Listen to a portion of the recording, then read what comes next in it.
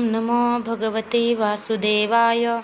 तर आपण पाहत आहोत श्रीमद भागवत महापुराण आणि त्यातील आपला प्रथम स्कंद चालू आहे आणि प्रथम स्कंदातील आपला 5वा अध्याय चालू आहे.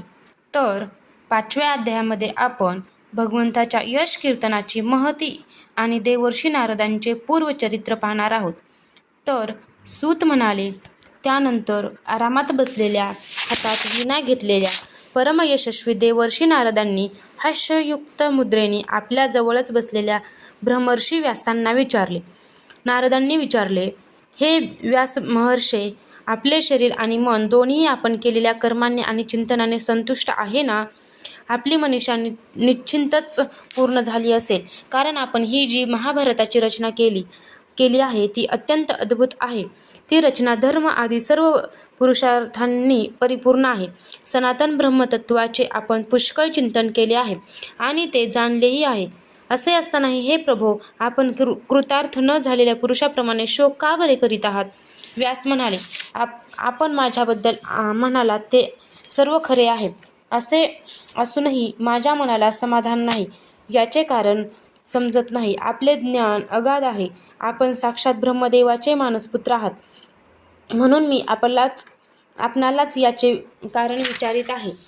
आपण सर्व गुप्त रहस्य जाणता, कारण आपण त्या पुराण पुरुषाची उपासना केली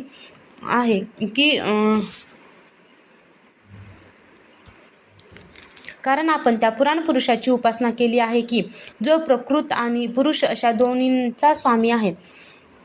स्वतः निसंग राहूनही केवळ आपल्या संकल्पाने गुणांच्याद्वारे या सृष्टीची उत्पत्ती, स्थिती आणि प्रलय करीत राहतो. आपण सूर्याप्रमाणे तिन्ही लोकात भ्रमण करता आणि प्राणवायूसारखे सर्वांच्या अंतःकरणाचे साक्षी आहात. मी नियम पालनाच्या द्वारा परब्रह्म आणि शब्दब्रह्म या दोन्हींचीही पूर्णपणे प्राप्ती करून घेतली असताना माझ्यामध्ये जी उणीव आहे ती आपण सांगावी. श्री नारद म्हणाले, आपण बहुधा भगवंताच्या निर्मल यशांचे गुणगान केले नाही. मला असे वाटले की ज्यामुळे भगवंत संतुष्ट होत नाहीत असे शास्त्र किंवा ज्ञान अपूर्ण आहे.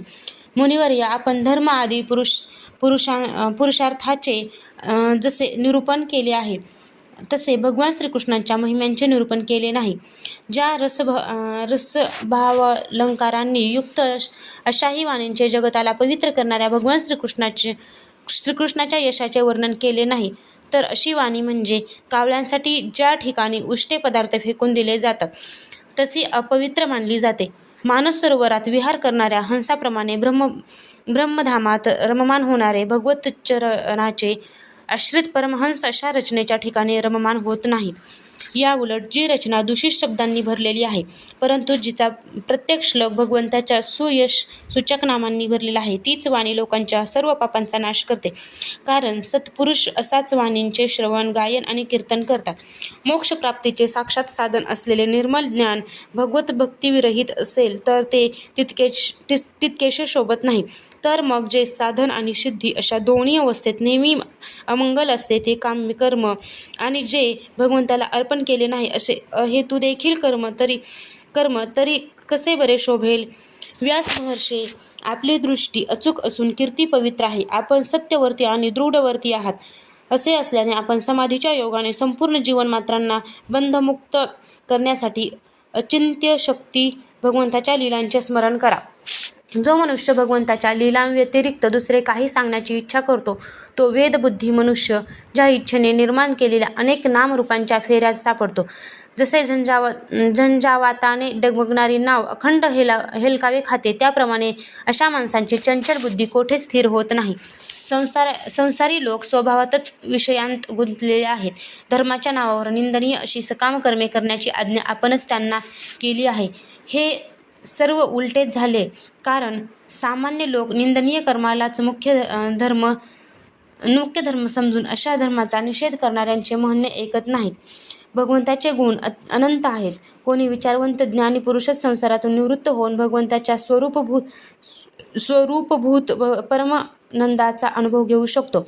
म्हणूनच ज्यांचा परमार्थाकडे ओढा नाही आणि जे गुणांमुळे डळमळीत झाले आहेत त्यांच्या कल्याणासाठीच आपण भगवंताच्या लीलांचे वर्णन करावे. जो मनुष्य आपल्या धर्माचा त्याग करून भगवच्चरांची सेवा करतो, परंतु सिद्धी प्राप्त होण्यापूर्वीच जर त्याचे भजन पूजन सुटले तर त्याचे काही अमंगल होते का? परंतु दुसरा कोणी भगवंताचे भजन न करता केवळ स्वधर्माचे पालन करतो, त्याला कोणता बरे लाभ होतो? अशाच वस्तूच्या प्राप्तीसाठी बुद्धिमान मनुष्याचे प्रयत्न केले पाहिजेत की जी वस्तू मुंगीपासून ब्रह्मदेवापर्यंत सर्व उच्च नीच योनीत केलेल्या कर्मांचे फलस्वरूप म्हणून प्राप्त होत नाही. चिंत्यगती काळाच्या नियमानुसार दुःखाप्रमाणे विषयसुख सर्वांना स्वभावतच प्राप्त होते.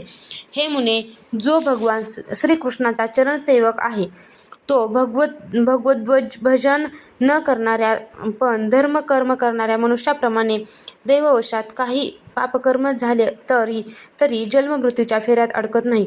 तो सेवक भगवच्चरांच्या आलिंगनाचे स्मरण झाल्यावर त्यापासून परावृत्त होऊ इच्छित नाही, कारण त्याला भगवत रसाची गोडी लागलेली असते.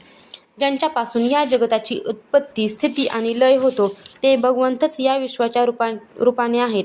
असे असूनही ते त्यापासून वेगळे आहेत, ही गोष्ट आपण जाणत आहातच. तरीसुद्धा मी आपल्याला या गोष्टीची आठवण करून दिली आहे. आपली दृष्टी अचूक आहे. आपण हे समजून घ्या की आपण पुरुषोत्तम भगवंताचे कलावतार आहात. आपण अजन्मा असूनही जगताच्या कल्याणासाठी जन्म घेतला आहे. म्हणूनच आपणच विशेष करून भगवंताच्या लीलांचे वर्णन करावे.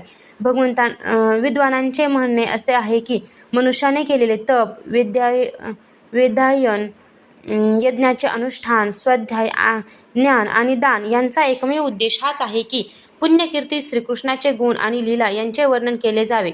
हे मुने, मागील कल्पातील माझ्या पूर्वजन्मी मी एका वेदसंपन्न ब्राह्मणाच्या दासीचा मुलगा होतो. एका पावसाळ्यात काही योगीजन तेथे चतुर्मास व्यतीत करत होते. लहानपणीच मला त्यांची सेवा करण्यास सांगितले. मी जरी लहान होतो तरी पण कोणत्याही प्रकारच्या खोड्या करीत नसे. इंद्रिय माझ्या अधीन होते. खेळण्या बागडण्यापासून मी दूर होतो आणि त्यांच्या आज्ञेनुसार त्यांची सेवा करीत असे. मी फार कमी बोलत होतो. माझे हे चांगले वर्तन पाहून समदर्शी असूनही त्या योग्यांनी माझ्यावर अनुग्रह केला. त्यांची परवानगी घेऊन त्यांच्या पत्रातील उरलेले उष्टे अन्न मी दिवसातून 1 वेळा खात असे. त्यामुळे माझी सर्व पापे नाहीशी झाली. अशा प्रकारे त्यांची सेवा करता करता माझे हृदय शुद्ध झाले आणि ते लोक जे भजन पूजन करीत असत त्यात मला गोडी वाटू लागली. त्या सत्संगात लीलागान परायण महात्म्यांचा अनुग्रह झाल्याने मी दररोज श्रीकृष्णाच्या मनोहर कथा ऐकू लागलो. श्रद्धापूर्वक एक कथा ऐकत गेल्याने प्रिय कीर्ती भगवंताविषयी मला प्रेम वाटू लागले. हे महामुनी, जसजशी मला भगवंताच्या विषयी ओढ वाटू लागली तसतशी त्यांच्या ठिकाणी माझी बुद्धी स्थिर झाली. या स्थिर बुद्धीमुळे या संपूर्ण कार्यकारण रूप जगातला असूनही मी माझ्या परब्रह्मस्वरूप आत्म्यामध्ये मी ही माया आहे अशी कल्पना करू लागलो.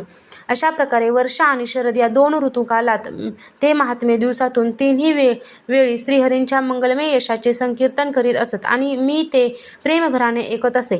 त्यामुळे चित्तातील रजोगुण आणि तमोगुण नाहीशी करणारी भक्ती माझ्या हृदयात उदय पावू लागली. मी प्रेमळ आणि विनम्र होतो. त्यांच्या सेवेने माझे पाप नाहीसे झाले.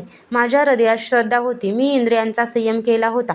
तसेच मी त्यांचा आज्ञाधारक होतो.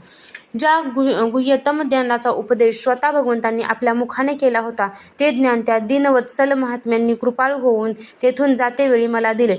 त्या उपदेशामुळेच या जगताचे निर्माते भगवान श्रीकृष्ण यांच्या मायेच्या प्रभावाला मी जाणू शकलो. जे जाणल्याने भगवंताच्या परमपदाची प्राप्ती होते.